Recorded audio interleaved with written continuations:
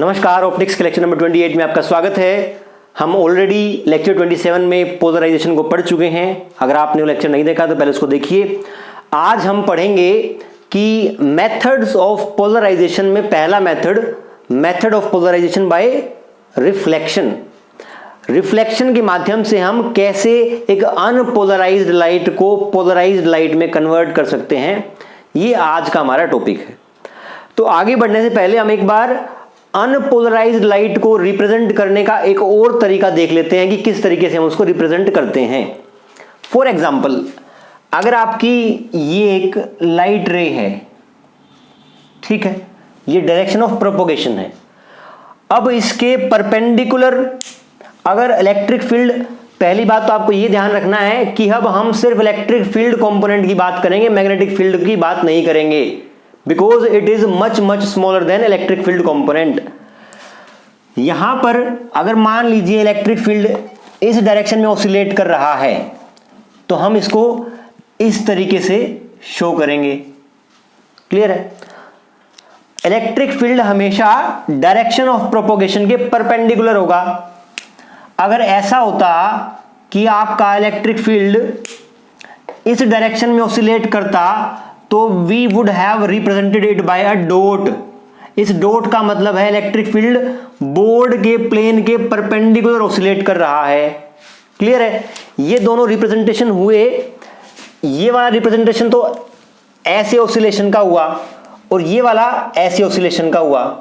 अगर मेरा ऑसिलेशन कहीं इन दोनों डायरेक्शंस के बीच में यहां होता, कहने का मतलब अगर अब आप ये देखिए, अगर मैं ऐसा कहूं कि डायरेक्शन ऑफ प्रोपोगेशन ऐसे है, बोर्ड के अंदर की साइड है, तो आप जिस डायरेक्शन में आपकी रे प्रोपोगेट कर रही है उसके परपेंडिकुलर ऐसे या फिर ऐसे आपका इलेक्ट्रिक फील्ड ऑसिलेट कर रहा है, कर सकता है।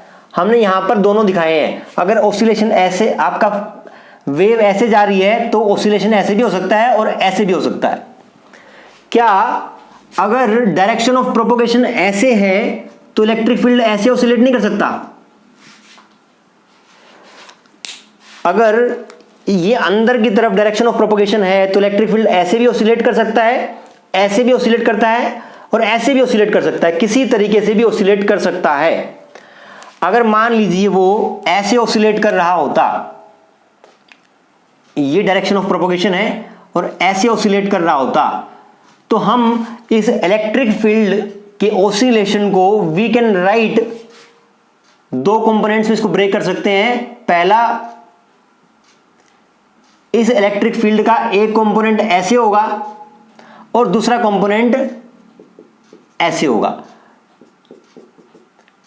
तो आप ये बोल सकते हैं कि भैया इस ऑसिलेशन को मैं ऐसे दो ऑसिलेशंस के रूप में एक्सप्रेस कर सकता हूं। तो सिमिलरली अगर यहां पर एक ऑसिलेशन ऐसे आप बता रहे हैं, एक ऐसे बता रहे हैं, इन दोनों के बीच का कोई कंपोनेंट होता, ऐसे इलेक्ट्रिक फील्ड ऑसिलेट कर रहा होता, तो उस इलेक्ट्रिक फील्ड के ऑसिलेशन को मैं एक कंपोनेंट इस साइड और एक इस साइड ऐसे रिप्रेजेंट करता। तो जो थर्ड मैं बता रहा हूं उसमें एक कंपोनेंट ऐसे भी होगा और एक कंपोनेंट ऐसे भी होगा। तो डॉट का मतलब है that component of electric field which is oscillating perpendicular to the plane of board, and ये arrow वाला क्या है, ये that component of electric field which is oscillating inside this plane। ये आपको हमेशा याद रखना है कि अनपोलराइज्ड लाइट में अगर मान लीजिए पहले ऐसे ऑसिलेट कर रहा है, अगले ही पल वो थोड़ा सा टिल्ट हो जाए, ऐसे ऑसिलेट करने लगेगा, जैसे भी ऑसिलेट करे लेकिन उसके इलेक्ट्रिक फील्ड का एक कंपोनेंट ऐसे और एक कंपोनेंट ऐसे जरूर होगा। कहने का मतलब ये हुआ, अगर ये नेक्स्ट मोमेंट पर ऐसे ऑसिलेट करने लग जाए तो भैया क्या होगा, हो सकता है कि इसका ये वाला कंपोनेंट घट जाए और ये वाला कंपोनेंट बढ़ जाए, लेकिन आप शो तो ऐसे ही करोगे ना कि ये भी है और ये भी है। अनपोलराइज्ड लाइट को शो करने का ये एक तरीका है। That's it. इसको हम आज के टॉपिक में यूज करेंगे। तो सबसे पहले इस मेथड में जो ऑब्जर्व किया किसी फिजिसिस्ट ने, वो मेलस का ऑब्जर्वेशन था। मेलस हमारे एक फिजिसिस्ट हैं, उन्होंने क्या कहा आप ध्यान से सुनिए। उन्होंने कहा कि यदि एक ट्रांसपेरेंट ग्लास पर आप एक अनपोलराइज्ड लाइट को इंसिडेंट कराते हो, अनपोलराइज्ड लाइट मींस दिस, उसको हम इस सिंबल से डिनोट करते हैं, ठीक है। तो इस पर जब ये पड़ता है, इसका एक पार्ट तो रिफ्लेक्ट होगा सेम एंगल बनाता हुआ, और एक पार्ट आपका रिफ्रैक्ट होगा। क्लियर है? क्या कहा मेलस ने? मेलस ने कहा कि भैया जब एक अनपोलराइज्ड लाइट, ये आपकी अनपोलराइज्ड लाइट, आप लिख लीजिए अनपोलराइज्ड लाइट किसी एक एंगल आई पर यदि गिरती है प्लेन ग्लास पर, जिसका रिफ्रैक्टिव इंडेक्स म्यू है, उसका एक पार्ट रिफ्लेक्ट होता है और एक पार्ट रिफ्रैक्ट होता है, या ट्रांसमिट भी कह सकते हैं इसको। तो उन्होंने कहा कि जो आपका रिफ्लेक्टेड पोर्शन है, रिफ्लेक्टेड लाइट है,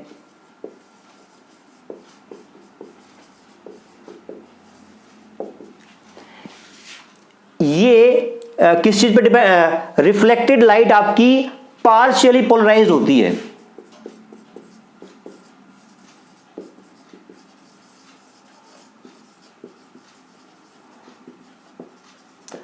पार्शियली पोलराइज्ड का मतलब क्या है? जैसे हमने पोलराइज्ड का क्या मतलब था, पोलराइज्ड का मतलब था कि आपकी वाइब्रेशन रेस्ट्रिक्टेड है, तो यहां पर रेस्ट्रिक्शन तो है पर कम रेस्ट्रिक्शन है, वो पर्टिकुलरली फॉलो नहीं करती पर ज्यादातर टाइम के लिए फॉलो करती है, उसको बोलते हैं पार्शियली पोलराइज्ड लाइट। तो इन्होंने कहा कि किसी भी एंगल ऑफ इंसिडेंस पर आपकी रिफ्लेक्टेड लाइट पार्शियली पोलराइज्ड होती है, और वो कितनी पोलराइज्ड होगी वो डिपेंड करता है extent of polarisation depends upon, किस पे डिपेंड करता है? Depends upon angle of incidence.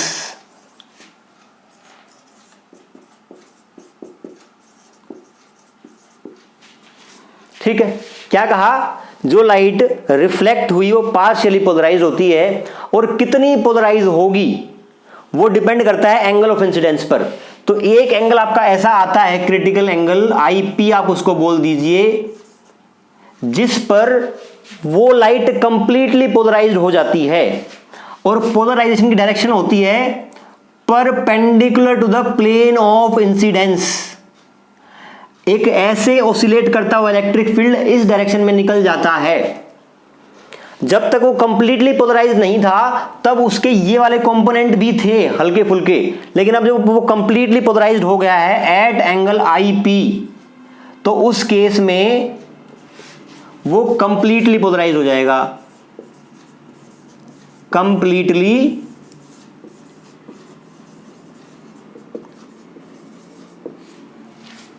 ठीक है भैया। ये बात बोली किसने? मेलस ने। लेकिन मेलस ने ये नहीं बताया कि भैया वो एंगल कितना होगा जिस पर आपका कंप्लीटली क्या हो जाएगा, पोलराइजेशन हो जाएगा, ये नहीं बताया उसने। अच्छा एक बात और, रिफ्लेक्टेड रे तो निकल गई, रिफ्रैक्टेड रे आपकी पार्शियली पोलराइज होती है।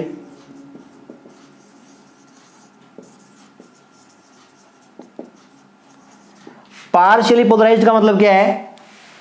किसका एक कंपोनेंट ऐसे भी रहेगा, ऐसे भी रहेगा, ऐसे भी रहेगा,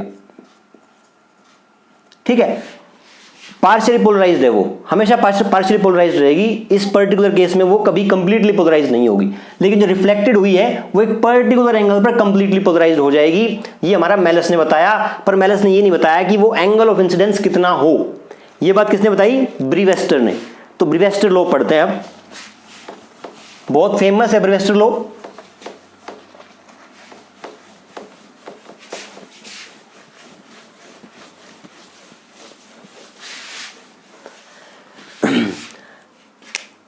नेक्स्ट हमारा ब्रीवेस्टर लॉ।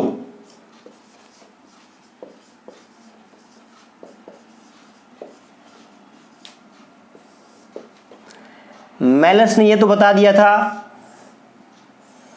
कि एक म्यू रिफ्रैक्टिव इंडेक्स के मीडियम पर, ट्रांसपेरेंट मीडियम पर, जब एक incident light, unpolarised incident light incident होती है तो एक पर्टिकुलर एंगल IP पर जो रिफ्लेक्टेड लाइट है it get completely polarised and polarisations take place in the direction perpendicular to plane of incidence. Plane of incidence कौन सा होता है?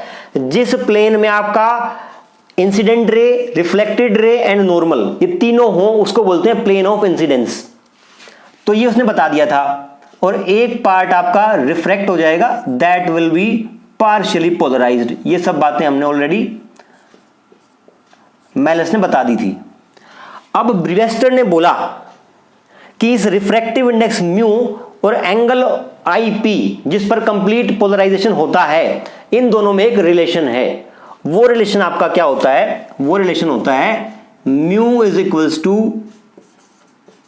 tan IP। जिस एंगल ऑफ इंसिडेंस पर उसका टेंजेंट रिफ्रैक्टिव इंडेक्स की वैल्यू के बराबर हो जाए, वहां पर आपका रिफ्लेक्टेड रे क्या होती है? कंप्लीटली पोलराइज्ड होती है। अब आप कहोगे कि ये आया कहां से? इसकी हल्की सी क्रूड एक्सप्लेनेशन हम इस लेक्चर के लास्ट में देंगे, पर फुल प्रूफ इसकी एक्सप्लेनेशन नहीं है। आपको यही ध्यान रखना है कि मेलस ने बोला था कि एक किसी एंगल पर, एंगल ऑफ इंसिडेंस पर रिफ्लेक्टेड रे क्या हो जाएगी? कंप्लीटली पोलराइज हो जाएगी। ब्रीवेस्टर ने उसी बात को आगे बढ़ाते हुए बोला कि जो वो एंगल ऑफ इंसिडेंस तब होगा जब उस एंगल का टेंजेंट tan IP जब रिफ्रैक्टिव इंडेक्स के बराबर हो जाएगा, उस केस में कंप्लीट पोलराइजेशन हो जाएगा। इसका एक क्रूड एक्सप्लेनेशन हम लास्ट में देंगे। अब ये देखते हैं कि जो रिफ्रैक्टिव इंडेक्स है वो किस किस बात पर डिपेंड करता है। ये मैं बहुत बार बता चुका हूं कि refractive index depends on two things. एक तो मीडियम, जिस मीडियम का ये ग्लास स्लैब है या जो भी ट्रांसपेरेंट मीडियम ये है, जो जिस भी मटेरियल से बना हुआ है, वो मीडियम, मटेरियल आप बोल दीजिए, मटेरियल। और दूसरा ये डिपेंड करता है वेवलेंथ पर।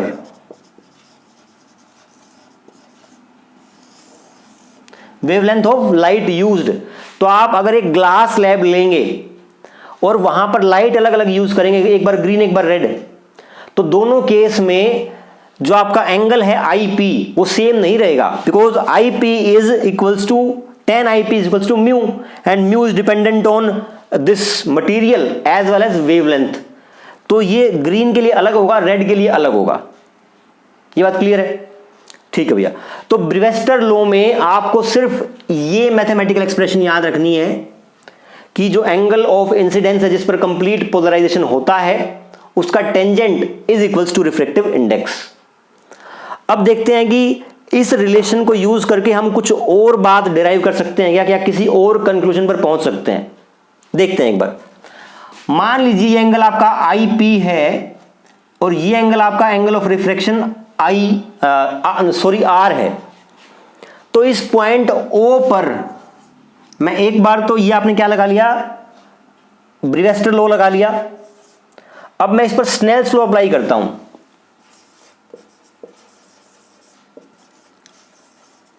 स्नेल्स लॉ क्या होता है?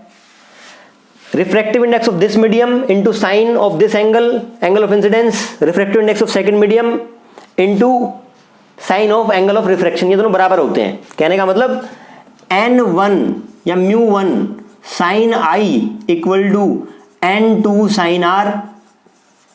यहां पर फर्स्ट मीडियम का जो रिफ्रैक्टिव इंडेक्स है वो 1 है, बिकॉज इट इज एयर, तो 1 हो गया। तो एंगल ऑफ इंसिडेंस कितना है? IP, ये हो गया साइन IP। n2 क्या है? Refractive index of this medium, it is mu sign R। ये आपकी एक इक्वेशन नंबर 2 बन गई। अब आप ध्यान से देखिए कि आप ब्रीवेस्टर लॉ को मैं कुछ मैनिपुलेट कर सकता हूं। देखते हैं एक बार। Mu equal to tan IP which can be written as sine I P upon cos I P, this is refractive index. अब ये हो गया mu cos I P sine I P. अब आप कंपेयर कीजिए इक्वेशन नंबर 2 और equation number 3 को। यहां भी साइन आई पी है, यहां भी साइन आई पी है, ये दोनों बराबर हैं, तो आपके ये वाले टर्म बराबर होने चाहिए। तो from equation 2 and 3 we get, from 2 and 3 we get mu sine r is equals to mu cos I P. Mu से म्यू कट गया। अगर इसको मैं साइन में कन्वर्ट करना चाहूं तो I can write it as sine pi by 2 minus I P. इस टर्म को हम कोस आई पी लिख सकते हैं, कोस आई पी को ये टर्म लिख सकते हैं, और इस साइड आपका साइन आर है। अब दोनों का साइन इक्वल है तो we can write r is equals to this angle. ये आपका हो गया r is equals to pi by 2 minus I P. I P को इस साइड लेके आओगे तो ये हो जाएगा I P plus r is equals to pi by 2।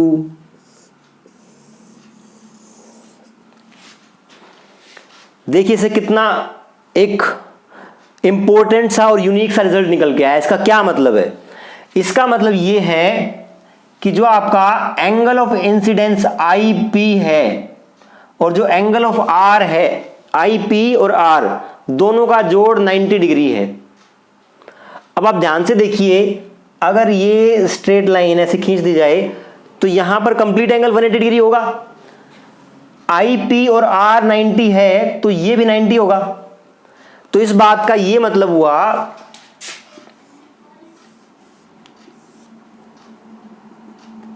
कि जब आपका